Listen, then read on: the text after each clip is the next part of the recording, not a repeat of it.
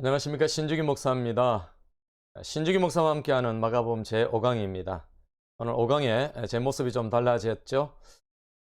많은 분들이 제 얼굴이 너무 광채가 난다고 해서 조금 광채를 가렸습니다. 젊게 그렇게 여러분들과 함께 말씀을 나누고자 합니다. 오늘 본문은 마가복음 1장 16절에서 20절의 말씀입니다. 가치 있는 부르심이라고 하는 그런 제목으로 함께 말씀 은혜를 받고자 합니다. 먼저 말씀을 봉독하겠습니다. 갈릴리 해변으로 지나가시다가 시몬과 그 형제 안드레가 바다에 그물 던지는 것을 보시니 그들은 어부라. 예수께서 이르시되 나를 따라오라. 내가 너희로 사람을 낚는 어부가 되게 하리라 하시니 곧 그물을 버려두고 따르니라.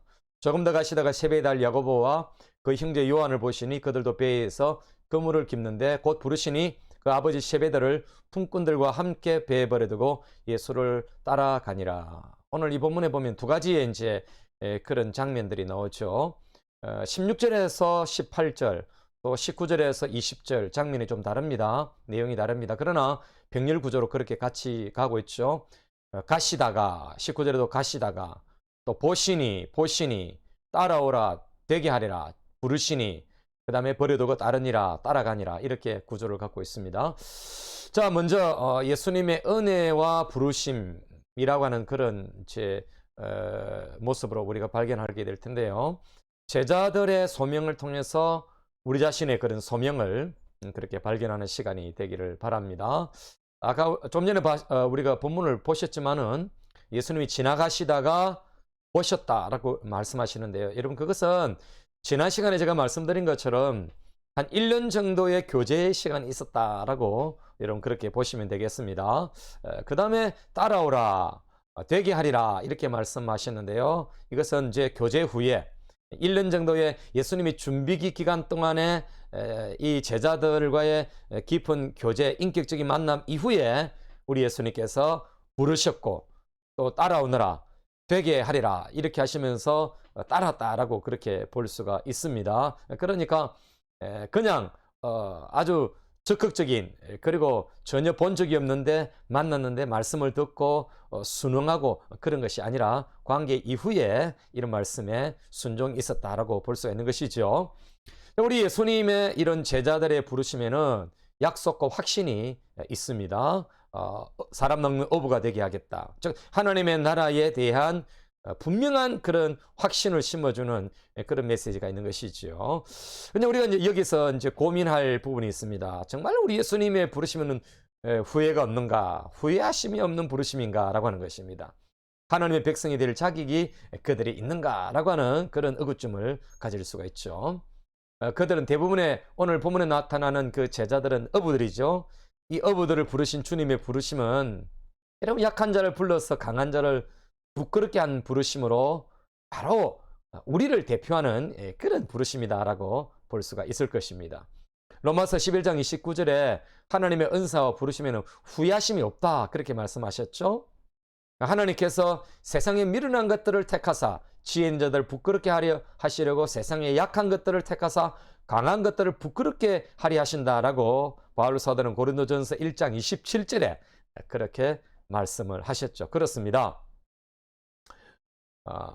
그리고 17절에 보면은 예수님께서 이르시되 나를 따라오라 내가 너희로 사람을 낚는 어부가 되게 하리라 이렇게 말씀하시는데요. 저는 이 장면을 보면서 어떤 새로운 변신 이런 것들을 보게 됩니다. 우리 예수님이 되게 하시겠다 그렇게 말씀하시는데 이 되게 하시겠다라고 하는 주님의 프로젝트에 따라서 성취가 되어진 것이 있죠. 어떻게 말입니까? 여러분, 고기 낚는 어부에서 사람을 낚는 어부가 되어졌다라고 하는 것입니다. 완전하게 변화가 일어난 것이죠. 완전하게 체인지가 일어나게 된 것입니다. 여러분, 여기에는 몇 가지의 그런 우리가 봐야 되는 것이 있죠. 그것은 뭐냐면은 가치의 변화를 봐야 됩니다. 가치의 변화. 갈릴리 바다에서 냄새나는 그런 고기들과 함께 고기 낚는 어부로서의 그런 삶이 아니라 이제 하나님의 나라에 사람을 구하는, 영혼을 구하는 가치 변화가 일어났다는 거죠. 그 다음에 주님의 주권하에 이루어진 변화입니다. 이것은 내가 변하고자 한 것이 아니라 어부에서 그런 내가 사도가 되어야 되겠다, 제자가 되어야 되겠다, 이것이 내 어떤 결심과 이런 야망으로 변화를 가져온 것이 아니라 주님의 주권 속에서 이루어졌다라고 하는 사실입니다. 그리고 그들이 경험할 미래를 우리는 봐야 합니다. 지금 이 부르심에는 그들의 미래는 보이지 않지만 우리는 이미 성경을 통해서 그들의 미래를 알고 있거든요. 그들의 경험한 그 미래를 우리는 바라보아야 하는 것입니다. 저는 이 본문을 보면서 어떤 존재, 비잉에서 그들의 사명, 두잉으로 그렇게 바뀌어진 것을 보면서 야, 이건 주님의 크신 은혜다. 주님의 약속과 확신이 얼마나 강력하게 그렇게 은혜가 되어졌는가를 저는 그렇게 발견을 해봅니다. 이처럼 막을 수 없는 주님의 주권이 있었죠. 되게 하시겠다라고 하는 것. 이 되게 하시겠다라고 움직이시는 주님을 어느 누구도 사실은 막을 수 없는 것이죠. 주님의 부르심은 한가할 수 없는 부르심이다. 여러분, 저희들도 마찬가지 아닙니까? 그 주님의 부르심에 한가할 수 없는 그런 은혜가 있었던 것입니다. 자, 그런데 여러분, 기대할 수 없었던 변화가 일어났죠. 베드로, 요한이 담대하게 말함을 보고 그들의 본래 학문 없는 범인을 알았다. 이 이제 무슨 이야기냐면 사도행전 4장 13절에 안전뱅이를 낫게 한 사건 이후에 베드로와 요한이 그렇게 설교를 하지 않습니까? 그럴 때에 그 옆에 있던 그 이제 사람들이 볼 때야 어떻게 저렇게 학문 없는 그런 보통 사람인 줄 알았는데 어떻게 저렇게 변할 수 있었을까? 여러분, 기대할 수 없었던 변화가 일어난 것입니다. 바로 세상을 깜짝 놀라게 할 변화는 예수님 안에서 이루어진다라고 하는 것을 우리에게 가르쳐주고 있는 것이죠. 그렇습니다. 여러분, 우리가 예수님을 만나고 경험을 하게 되면은 상상할 수 없는 변화가 우리 속에 일어나는 것입니다. 여러분, 18절에 보면은 곧 그물을 버려두고 따르니라 라고 그렇게 말씀하고 20절에 따라가니라 이렇게 말씀하고 있죠. 이런 무엇을 말합니까? 여러분, 순종입니다. 순종. 예수님의 부르심에 대한 순종이죠. 즉각적인 순종입니다. 그물을 버려두고 따르니라.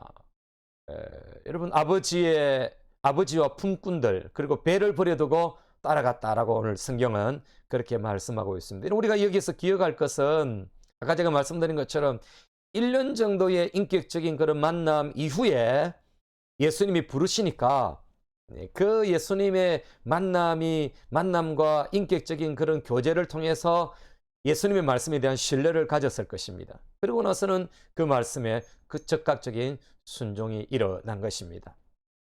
그런데 여러분, 순종하는 데 있어서 더 가치 있는 것을 향했다라고 볼 수 있는데 그것은 바로 그들의 생명과 관련이 있던 모든 것들을 포기했다라고 하는 것입니다. 여러분, 특징이 뭘까요? 바로 포기할 것과 쥐어야 할 것들을 곧 즉시 실천에 옮겼다는 사실입니다. 여러분, 어부 생활을 하고 있고 누가복음 5장에 보면은 풍부한 그런 어획량을 또 올리지 않습니까? 여러분, 그것을 다 내버려 둔다? 뿐만 아니라 여러분, 부모 형제를 버린다? 여러분, 그것은 쉬운 게 아닙니다. 가지고 있는 재산, 가정을 버리고 모든 것들을 버리고 주님을 따른다는 것은 쉬운 게 아닙니다. 우리 여기서 발견할 것은 바로 포기할 것. 반면에 여러분, 취해야 할 것. 그것을 바로 실천에 옮긴 것입니다. 여러분, 포기한 것이 무엇입니까? 여러분, 그물이 있죠? 취해야 할 것이 무엇입니까? 바로 복음입니다. 복음. 여러분, 그물을 버리게 되어지고 그들은 복음을 취게 된 것이고 주님의 나라를 취게 된 것입니다. 여러분, 쉽지 않은 결정이지만은 주님의 부르심에 이렇게 순종을 한 것입니다. 바로 포기할 수 없는 것을 포기할 때 상상할 수 없는 새로운 것을 부여해 주시는 그런 은혜를 우리는 보게 되어집니다. 저는 오늘 이 본문에서 놀라운 한 가지 언어의 유의가 있는데요. 여러분, 영어로 본다면은 그들이 버린 것이 네트 아닙니까? 네트? 그물이죠, 그물. 근데 여러분, 그들이 친 게 뭡니까? 바로 새로운 주님의 네트워크에 그렇게 그들은 들어갔다는 사실입니다. 그물을 버렸는데 그들은 주님의 새로운 네트워크에 새로운 어떤 그 망에 그렇게 들어간 것입니다. 여러분, 놀라운 것이 있죠? 여러분, 우리가 주님의 나라를 위해서 세상에 바로 그물을 버리게 될 때 우리는 주님의 네트워크에 그렇게 안기게 되어지고 포함될 수가 있는 것이죠. 저는 이 본문을 보면서 이런 그림을 하나 그려봅니다. 야, 패러다임을 바꿔야 되겠구나. 오늘 이 본문은 우리를 향해서 말씀하시는 것이 패러다임 전환입니다. 이 패러다임 시프트가 일어나기를 원하는 것입니다.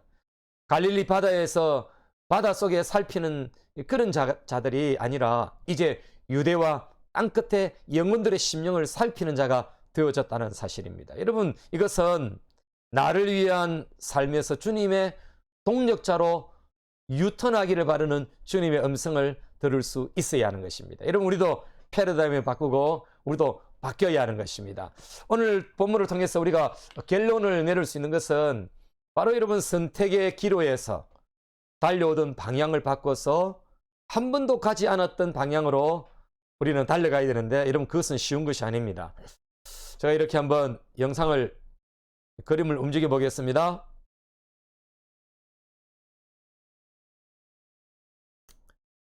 여러분, 그것이 더 나은 방향이라면 우리가 몸을 돌이키게 됩니다. 우리의 삶의 방향을 돌이키게 되는 것입니다. 성도로서 그것이 주님의 뜻이라면 우리는 당연히 선택을 해야 하는 것입니다. 우리 여기서 기억할 것이 있습니다. 그것은 우리를 왜 부르셨는가라고 하는 사실입니다.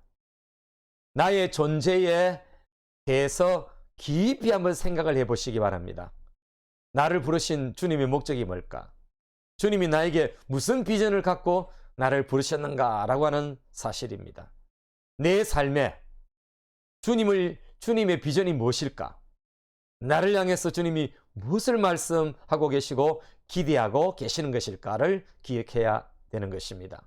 여러분, 내 삶의 주님의 계획, 기대하심이 무엇일까?